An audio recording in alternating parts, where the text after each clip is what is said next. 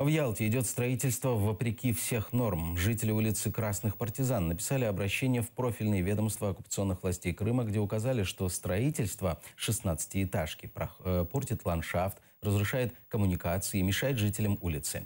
На что им ответили, что застройщик имеет все необходимые документы. Если они видят какие-то нарушения, они имеют право решать проблему через суд. Крымский блогер снял на видео ситуацию на строительной площадке. Под этой стройкой живем мы. После того, как был уничтожен наш забор, смежная граница, они начали рыть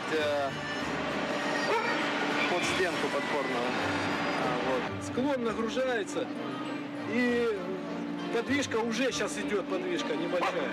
И вода течет. А что строят? Строят высотку. Хмарочос. Даже свай нет? Свай не видно. Откуда? Нету никаких свай. Просто подушка.